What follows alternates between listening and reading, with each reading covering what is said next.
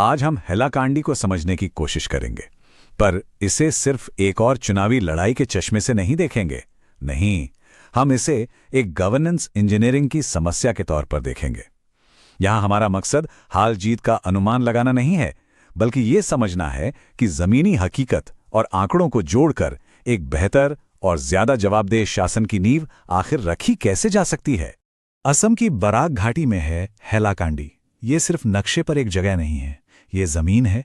चाय के बागानों की खुशबू, धान के खेतों की नमी और लोगों के पसीने से सिंची हुई जमीन। यहाँ की नदियां जिंदगी देती हैं तो हर साल बाढ़ का कहर भी लाती हैं। इस हवा में उम्मीदें भी तैरती हैं और दशकों से अनसुनी शिकायतों की एक गहरी थकान भी है। तो कोई भी रणनीति बनाने से पहले इस मिट्टी की तासीर को समझना, यहाँ के लोगों के रोजमर्रा के संघर्ष को महसूस करना बहुत जरूरी है। तो हमारा सफर कैसा रहेगा? पहले हम जमीन को समझेंगे, फिर चुनावी समीकरणों को डिकोड करेंगे। इसके बाद हम इतिहास में जाएंगे कि ये हालात बने क्यों, और आखिर में एक मुमकिन समाधान का खाका पेश करेंगे। तो चलिए शुरू करते हैं। इससे पहले कि हम वोटिंग के प्रतिशत और सीटों के गणित में उलझें, आइए पहले यहाँ के लोगों को, उनकी जिंदगी और उनकी अर्थव्यवस्था की बुनियाद को समझते हैं, क्योंकि हर एक वोट एक इंसान की कहानी कहता है। ये स्लाइड एक तरह से हैलाकांडी का पूरा एक्सरे है। देखिए, लगभग 1.25 लाख से ज्यादा मतदाता, 84% से ज्यादा बंगाली भाषी लोग हैं, जिनकी अपनी भाषा, अपनी पहचान और अपनी चिंताएं हैं। जिले की 60% से ज्यादा आबादी मुस्लिम है, जो चुनावी गणित का एक बहुत अहम हिस्सा है। अर्थव्यवस्था पूरी तरह खेती और चाय बागानों पर टिकी है, यानी मौसम की मेहरबानी पर। शहरीकरण ना के बराबर, जिसका सीधा मतलब है कि नौकरियों के मौके बहुत कम हैं। और इन सब के ऊपर दो सबसे बड़े दबाव, भयंकर बेरोजगारी और हर साल आने वाली बाढ़, जो सब कुछ बहा ले जाती है। अच्छा, अब जब हमने जमीन की हकीकत समझ ली है, तो चलिए राजनीति की तरफ मुड़ते हैं। आज की चुनौती क्या है, इसे समझने के लिए 2021 के चुनाव नतीजों को देखना ही होगा। ये नंबर सिर्फ नंबर नहीं है, ये जनता का एक साफ साफ संदेश है। ये नंबर देखिए, 55.15%। ये आंकड़ा अपने आप में पूरी कहानी बयां कर देता है। ये कोई कांटे की टक्कर नहीं थी, ये एक तरफा, एक बिल्कुल स्पष्ट जनादेश था जो AIUDF के हक में गया। और जीत का अंतर लगभग 24,000 वोट। चुनाव की दुनिया में ये एक बहुत बहुत बड़ा मार्जिन होता है। ये दिखाता है कि किसी भी सामने वाली पार्टी के लिए चुनौती कितनी बड़ी है। ये कुछ हजार वोटों का फासला नहीं है, ये एक बहुत बड़ी खाई है जिसे पाटना होगा। लेकिन एक और आंकड़ा है जिस पर गौर करना जरूरी है, करीब 79% वोटिंग। इसका मतलब क्या है? इसका मतलब यह है कि हैलाकांडी के लोग राजनीति से थके हुए या निराश नहीं हैं। वो बड़ी तादाद में वोट डालने निकलते हैं, अपनी बात रखते हैं। ये एक बहुत जागरूक वोटर की निशानी है। ये चार्ट 2021 की तस्वीर को बिल्कुल साफ कर देता है। एक तरफ AIUDF का दबदबा, तो दूसरी तरफ BJP की भी ठोस मौजूदगी। मुकाबला सीधे सीधे इन दो ताकतों के बीच था। और सबसे हैरान करने वाली बात, कांग्रेस, जो कभी इस इलाके की सबसे बड़ी खिलाड़ी थी, वो तो मैदान में ही नहीं थी। जीरो। ये सिर्फ हार नहीं थी, ये तो गैर मौजूदगी थी। तो जाहिर है, सबसे बड़ा सवाल यही उठता है, एक सीट जो कभी कांग्रेस का किला मानी जाती थी, वो इस हाल में कैसे पहुंच गई कि उसका कोई उम्मीदवार तक मैदान में ना हो। अब हम 2021 के नतीजों के क्या से आगे बढ़कर क्यों की पड़ताल करेंगे। देखिए, ये सब कुछ एक रात में नहीं हुआ। इसे समझने के लिए हमें थोड़ा पीछे इतिहास में चलना होगा। पिछले 30 सालों में हैलाकांडी की राजनीति में जो परतें चढ़ी हैं, उन्हें एक एक करके खोलना होगा। ये कहानी है एक लंबे बिखराव की। ये टाइमलाइन हैलाकांडी की सियासी अस्थिरता की पूरी कहानी कहती है। 1991 में कांग्रेस का एक छत्र राज था, फिर निर्दलीय उम्मीदवार उभरे। 2006 में AUDF, जो बाद में AIUDF बनी, एक नई ताकत के तौर पर सामने आई। 2011 में कांग्रेस ने किसी तरह वापसी तो की, लेकिन वो बहुत कमजोर थी। और 2016 में तो पार्टी पूरी तरह ढह गई, जिसने BJP की जीत का रास्ता बना दिया। और 2021 आते आते AIUDF ने अपना दबदबा कायम कर लिया। अब इन्हीं बदलावों को जरा आंकड़ों में देखिए। 1991 में कांग्रेस को लगभग 7.5% वोट मिले थे, एक तरफा जीत।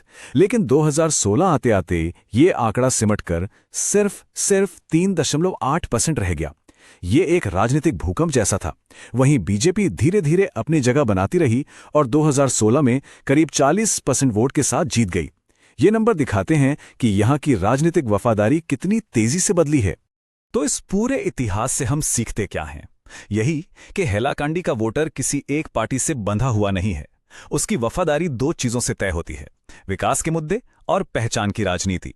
और यहीं ये याद रखना जरूरी है कि हमारा संविधान हर नागरिक को सम्मान के साथ जीने और सूचना के आधार पर अपनी राय बनाने का अधिकार देता है। जब पार्टियां इन दोनों पहलुओं यानी विकास और सम्मान पर खरी नहीं उतरती, तो वोटर नए विकल्प खोजने लगता है। इतिहास को समझने के बाद अब हम आज की हकीकत का पोस्टमार्टम करते हैं।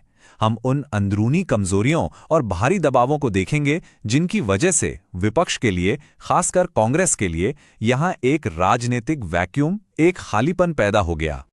ये स्वॉट एनालिसिस कांग्रेस की मौजूदा हालत को आईने की तरह दिखाता है। ताकत क्या है? पुराने नेताओं की एक विरासत है, एक राष्ट्रीय नेटवर्क है। लेकिन कमजोरी, जमीन पर संगठन लगभग है ही नहीं, एक खालीपन है।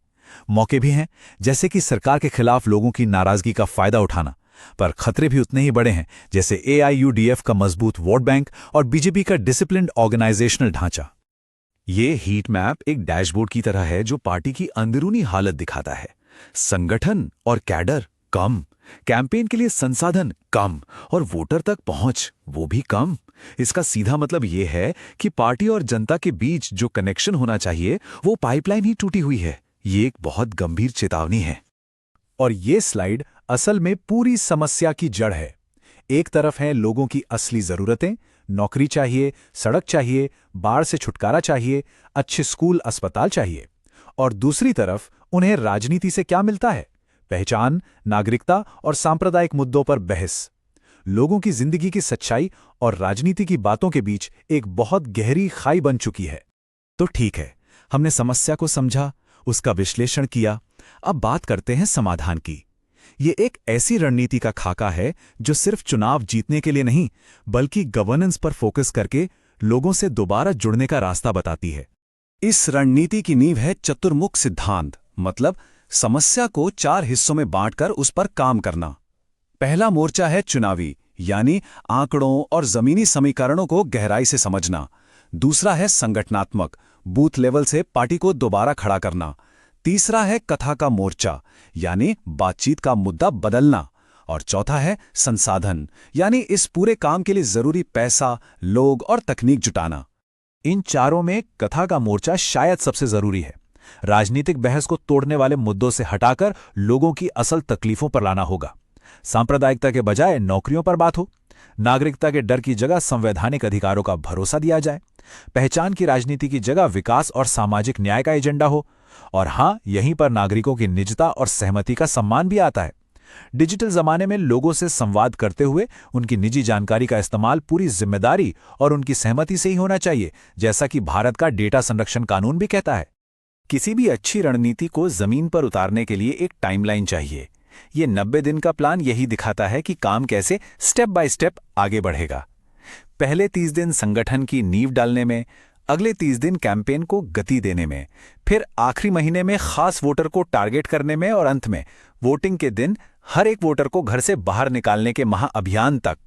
और आज के जमाने में जमीनी काम के साथ साथ डिजिटल काम भी उतना ही जरूरी है। मतलब लोगों की अपनी भाषा सिल्हेटी और बंगाली में छोटे छोटे व्हाट्सएप ग्रुप बनाना, रील्स जैसे छोटे असरदार वीडियो के जरिए अपनी बात कहना, सोशल मीडिया पर फैलने वाली अफवाहों का तुरंत फैक्ट चेक करके जवाब देना और उम्मीदवार के साथ सीधे सवाल जवाब के सेशंस करना, ताकि लोगों का भरोसा बने। और आखिर में ये सब सिर्फ एक चुनाव जीतने की कवायद नहीं है। इस पूरे विश्लेषण का असली मकसद इस एक लाइन में है। चुनावी डेटा का सबसे बड़ा उद्देश्य सिर्फ जीतना नहीं, बल्कि बेहतर शासन देना है। एक ऐसा सिस्टम बनाना जो हर नागरिक की जरूरत को समझे, उसकी आवाज को सुने और उसका सम्मान करे। असली लक्ष्य यही होना चाहिए। अगर आप एक जन केंद्रित नेता बनना चाहते हैं और अपने निर्वाचन क्षेत्र का उत्थान करना चाहते हैं, तो blueprintstrategies.ai से mgra@blueprintstrategies.ai पर संपर्क करें या 08042041602 पर कॉल करें। राजनीति से परे एक उद्देश्य।